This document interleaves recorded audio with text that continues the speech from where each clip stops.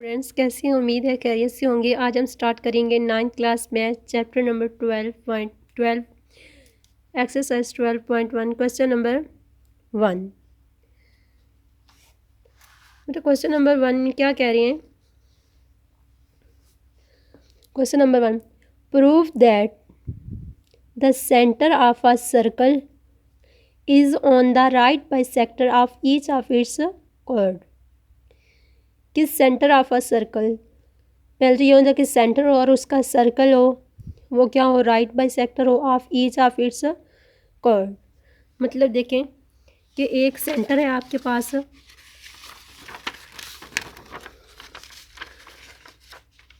क्या, centre of a circle. अब बेटा एक सेंटर ले लें आप, मतलब एक आपके पास ये क्या है, सर्कल। एक सर्कल है हमारे पास, अब क्या करें, सेंटर ऑफ अ सर्कल। एक सर्कल है, सर्कल का एक सेंटर सपोज कर लें, ये हमारे पास क्या है, सेंटर है, सर्कल का सेंटर। सेंटर दरमियान ही होता है ना, बिल्कुल जो सबके साथ इक्वल पॉइंट हो। ये क्या है, इसका हम पॉइंट ओ को इसका नाम दे देते हैं, ओ का सेंटर को, पॉइंट ओ को सेंटर का नाम दे दिया। अब ये तो बात क्लियर हो कि सेंटर ऑफ अ सर्कल, कि एक सर्कल है उसका सेंटर क्या है, O, is on the right bisector of each of its chord. अब बेटा सवाल ये पैदा होता है कि व्हाट इज अ कॉर्ड, कि ये कॉर्ड क्या है। देखिए बेटा, अगर बेटा ये हमारे पास एक सेंटर है, सर्कल का सेंटर ओ है, अगर तो हम, ये होती है सेंटर की, इसको बोलते हैं सरफेस। इसको क्या बोलते हैं बेटा, सरफेस। अगर कोई लाइन सरफेस को सेंटर से, मतलब सेंटर से गुजरती हुई जाए, सरफेस के दोनों साइड्स पे मिले, जैसे ए होगी ये लाइन बी, मतलब एक लाइन ने सरफेस को दोनों तरफ से मिला दिया है, पॉइंट ए और बी से ज्वाइन किया है। अब बेटा इस लाइन को, अगर तो वो लाइन सेंटर से गुजरती है तो हम इस लाइन को बोलते हैं डायामीटर। क्या बोलते हैं बेटा, डायामीटर। ये तो क्या है, डायामीटर। अगर बेटा जो line A B, centre A B मतलब सर्कल सरफेस को मिला रही है लेकिन सेंटर से नहीं गुजर रही, सरफेस के दोनों पॉइंट किनारों को मिला रही है लेकिन सरफेस से नहीं गुजर रही, मतलब जैसे यहाँ से गुजर रही है ये लाइन, इधर सरफेस को मिला रही है ए बी, ये सरफेस को बेटा लाइन को मिलाया। अब इस लाइन को हम क्या कहेंगे, कॉर्ड। ये सेंटर से नहीं गुजर रही बेटा, सेंटर के अलावा गुजर रही है, लेकिन गुजर कहीं रही है, दरमियान, दरमियान से नहीं गुजर रही है, मतलब दरमियान के अलावा गुजर रही है लेकिन सरफेस को मिला रही है, इसको हम क्या बोलेंगे, कॉर्ड। क्लियर हुई बेटा, ये क्या है, कॉर्ड। जो सेंटर से गुजरता है वो क्या होता है, डायामीटर, लेकिन जो सेंटर के अलावा लाइन गुजरती है, सरफेस को मिला रही है, तो इसे क्या बोलेंगे, कॉर्ड बोलेंगे। क्लियर बेटा। और राइट बाइसेक्टर की बात होगी कि राइट बाइसेक्टर तो हम पहले भी पढ़ चुके हैं। राइट बाइसेक्टर क्या है बेटा, कि अगर लाइन ए बी, जैसे ये लाइन ए बी है, अगर लाइन ए बी मतलब बाइसेक्टर का मतलब, तो बाई का मतलब, सेक्टर का मतलब इसे, बाई का मतलब क्या होता है, दो, और सेक्टर का मतलब क्या होता है, सेक्टर मतलब हिस्से, बाई मतलब दो, सेक्टर मतलब हिस्से। बाई सेक्टर के दो हिस्सों में, अगर कि लाइन ए बी है उसको दो हिस्सों में कट कर देना, ये तो हो गया बाई सेक्टर। लेकिन उन्होंने क्या कहा है, right by sector. Right by sector मतलब, अगर देखिए बेटा, अब दो हिस्सों में तो मैंने कट कर दिया, जैसे ये मैंने ये कट कर दिया, ये कट कर दिया, ये दो हिस्सों में कट गई ना, लेकिन वो कह रही है राइट बाई सेक्टर। अब बात हो रही है राइट की। अब हमने राइट ट्राइंगल पढ़ा था ना, राइट ट्राइंगल क्या होती है बेटा, जो 90 का एंगल बनाई। तो देखिए बेटा, अगर वो 90 का एंगल बनाए तो वो क्या होती है, राइट एंगल, राइट ट्राइंगल, ठीक है ना।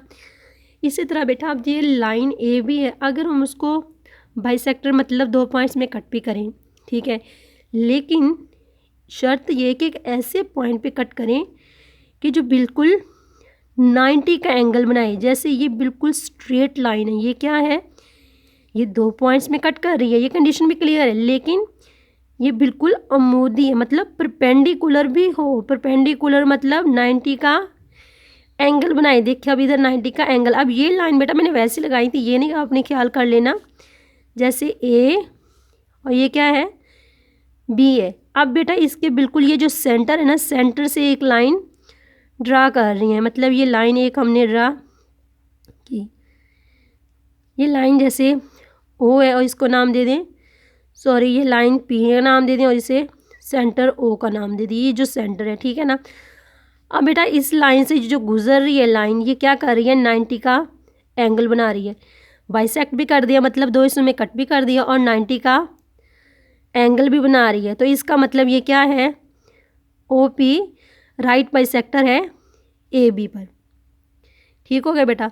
अब राइट बाइसेक्टर भी इंशाल्लाह क्लियर हो गया होगा, और कॉर्ड एंड डायामीटर। अगर फिर भी बेटा कोई पॉइंट्स की आपको समझ नहीं आती, आप कमेंट बॉक्स में पूछ सकते हैं और इसका जवाब इंशाल्लाह ज़रूर मिलेगा आपको। देखिए अब स्टार्ट करते हैं।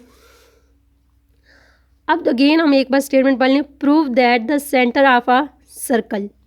क्या प्रूव करना है कि centre of a circle is on the right bisector of each of its chord. सबसे पहले हम क्या बनाएं, सेंटर सर्कल एक बनाएं, सर्कल का फिर सेंटर बनाएंगे ना।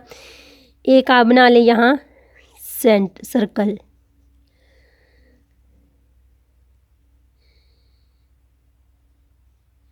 सर्कल सही नहीं बना बेटा, आपने अच्छे तरीके से बनाना है। मैंने एग्ज़ाम नहीं देने, आपने एग्ज़ाम देने हैं। अच्छा बेटा ये क्या हमारा एक सर्कल, ये सर्कल हो गया बेटा। सर्कल ठीक तो नहीं बना, लेकिन आप फ़र्ज़ कर लें अब सर्कल ही है ये। सर्कल के हम क्या करें, एक सेंटर लें। ये क्या है हमारा सेंटर है, सेंटर को नाम दे दें। सेंटर ज़ाहिर है ओ का नाम ही होता है ना, सेंटर पे ओ को देती है, ओरिजिन जो होता है ओ का नाम दे दिया मीन से। Circle, circle of a centre, ये तो क्लियर हो गया। ये सर्कल का क्या है centre, is on the right bisector of each of its chord. ये हमने प्रूव करना है। तो कॉर्ड ए बी है, तो हम कॉर्ड ए बी लें। बेटा अभी हमने बताया कि कॉर्ड जो सेंटर से ना गुजरे, लेकिन सरफेस को, दो पॉइंट्स को सरफेस से मिलाए, तो ये क्या होगा ए, इसे ए का नाम दे दें और इसे बी का नाम दे दें। क्लियर बेटा। अब सेंटर को हमने क्या किया, इस सेंटर को point of its chord, end of its chord, इस कॉर्ड्स के एंड से क्या कर दो, इन्हें मिला दो। ठीक है। अब हमने मालूम क्या क्या हमने किया, गिवन क्या है, centre of the circle O, centre O of the circle and A B क्या है कॉर्ड है। प्रूव क्या करना है, centre of the circle O, ये हमने क्या प्रूव करना है, centre of the circle O, ये ओ को हमने क्या प्रूव करना है, centre of the circle O is on the right bisector, right bisector of each of its chord, कि ये जो सेंटर ऑफ सर्कल ओ है ये ए बी पर क्या हो, राइट बाइसेक्टर हो। ठीक है। तो इसके लिए हमें थोड़ी सी कंस्ट्रक्शन करनी पड़ेगी। तो कंस्ट्रक्शन बेटा हम क्या करेंगे, ज्वाइन ओ टू पी। बेटा हमने राइट बाइसेक्टर फाइंड करना है, तो हम क्या करेंगे, इस पर राइट बाइसेक्टर ड्रा करना है, तो इसके सेंटर में मतलब कोई पॉइंट लेंगे। तो हम क्या करेंगे, ओ को पॉइंट, यहाँ एक सेंटर में पॉइंट क्या लेती हैं पी, ओ को पॉइंट पी से मिलाती हैं, ज्वाइन करें। पी जो है ए बी का क्या है, मिड पॉइंट बन गया है। क्या है बेटा, मिड पॉइंट। मतलब मिड पॉइंट क्या, कि ये टोटल लेंथ थी, इसका ये दरमियान हो गया है मिड पॉइंट। इन दोनों को हाफ ऑफ पॉइंट में कट कर दिया है पी ने। ठीक है। अब बेटा हमारे पास ये दो मसल्स ट्राइंगल्स बन गई। क्या बेटा, दो ट्राइंगल बन गई ना, कौन कौन से, ओ पी ए और ट्राइंगल ओ पी बी। ये दो ट्राइंगल है हमारे पास। अब हमने क्या करना है, ये हमने प्रूव करना है कि ओ राइट बाइसेक्टर है ए बी पर। तो प्रूफ देखें बेटा, triangle O P A corresponding triangle O P B. अब बेटा दो ट्राइंगल है ना, मतलब क्रॉसपॉन्डिंग दो ट्राइंगल के दरमियान हम मुवाजना करवा रहे हैं कि triangle O P A corresponding triangle O P B. ठीक हो गया। अब ट्राइंगल, बेटा ट्राइंगल में ओ ए और ओ बी, क्या है, ओ ए एंड ओ बी, नज़र आ रहा है बेटा? अच्छा, O A and O B are radius of circle. अब बात है रेडियस की। रेडियस देखें बेटा, रेडियस मैं पहले बताया नहीं है बेटा। ये हमारा जो सेंटर होता है ना, ये एक सर्कल है, सर्कल का जैसे सेंटर ओ है। अब बेटा सेंटर से आप सरफेस में चाहे जिस तरफ मर्जी देखें, चाहे इधर कर लें या इधर कर लें, ये सब का फासला क्या होगा, यहाँ से लेके यहाँ तक ले लें या यहाँ से लेके यहाँ तक ले लें, मतलब इस सेंटर से सर्कल के सरफेस के किसी भी पॉइंट को टच करेंगे ना तो एक ही जैसा आपको डिस्टेंस मिलेगा। तो इसको क्या कहते हैं, जैसे ये पॉइंट ओ था, यहाँ पॉइंट पी ले लें, तो यहाँ से लेके यहाँ तक ये जो फासला है ये क्या है, रेडियस है। क्या है बेटा, रेडियस। ये क्या कह रहे हैं, रेडियस। मतलब हम क्या कह रहे हैं कि यहाँ से लेके यहाँ तक देखें या यहाँ तक किसी भी पॉइंट पे देखें, इनका क्या होगा, डिस्टेंस इक्वल होगा और इसे हम क्या कहते हैं, रेडियस। तो ये देखिए बेटा, ये क्या है, सेंटर। अब सेंटर से किसी भी पॉइंट पे टच करें तो क्या होगा, उसका रेडियस सबका सेम ही होगा, मतलब डिस्टेंस। तो ओ से अगर ए तक करें, डिस्टेंस कवर करें, या ओ से बी तक, तो दोनों का सेम ही होगा क्योंकि ये भी रेडियस है और ये भी रेडियस है। तो यही वो बात कर रहे हैं कि O A and O B are radius of circle. O P is equal to O P.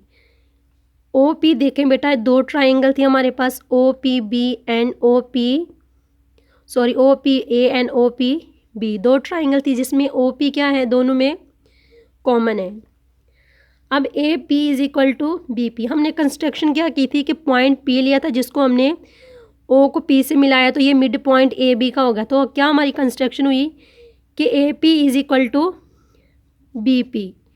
ठीक होगा। अगर बेटा तीन साइड्स मतलब क्या हो जाती हैं, प्रूव हो जाती, तो फिर इसके लिए क्या होता है, ये कन्फर्म होता है कि triangle O P A is equal to या congruent triangle O P B के। अब इसमें लाइन ड्रानी मैंने की,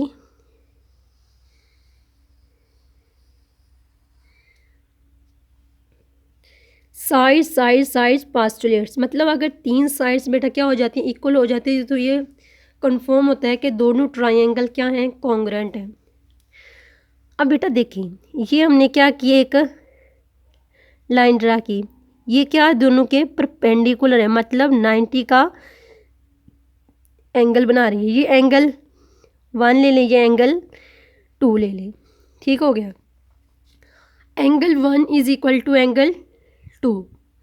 अगर बेटा ये हमारे पास एक लाइन ए बी है, जो कॉर्ड ए बी है, इन दोनों का डिस्टेंस, जैसे हम ग्राफ बनाते थे बेटा,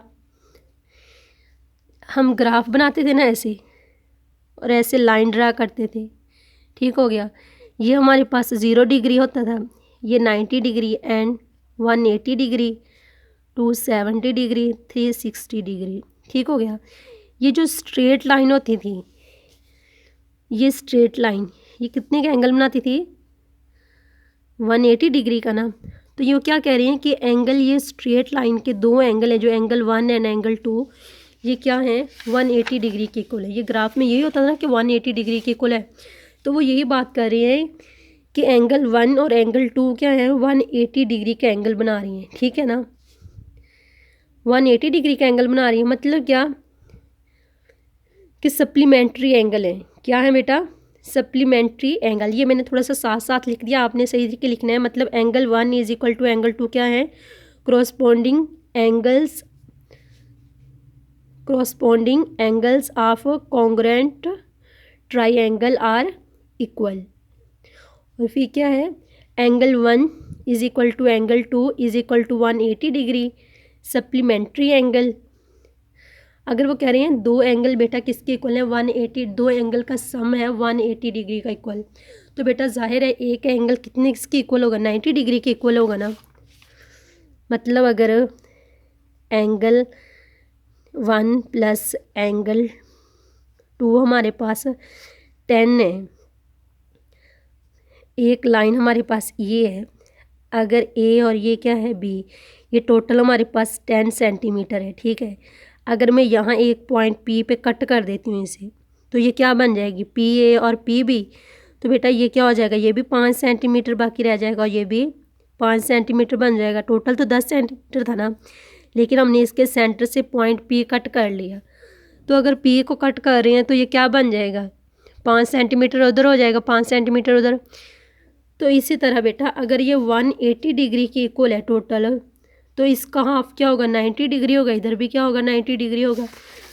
तो यही बात कर रही हैं कि angle 1 is equal to angle 2 is equal to 90 degree. मतलब ओ पी परपेंड, जाहिर है जब बेटा 90 डिग्री इक्वल है तो हमें क्या कंफर्म हो गया कि ओ पी परपेंडिकुलर है ए बी पर। अब बेटा दोनों एंगल 90 का बना रहे हैं और ओ पी क्या है, ओ पी परपेंडिकुलर है ए बी पर। तो इससे तो बेटा साफ जाहिर है क्या कि जो सेंटर ओ है, centre O of the circle is on the right bisector of each of its chord. कि जो सेंटर ओ है वो ए बी के क्या है, कॉर्ड से राइट बाइसेक्टर है। O P is right bisector on A B. क्या कि O P is right bisector of A B. तो ये बेटा फ्रॉम 1 and 2 क्या हो गया, centre O of the circle is on the right bisector of each of its chord. तो ये था बेटा हमारा थ्योरम 12.1। अगर फिर भी किसी पॉइंट की समझ नहीं आई तो अगेन कह रही हूँ कमेंट बॉक्स में आप पूछ सकती हैं, तो इंशाल्लाह उसका रिप्लाई ज़रूर होगा। अगर बेटा वीडियो अच्छी लगे तो please like share and subscribe my channel. दुआ में याद रखिएगा। अल्लाह हाफिज़।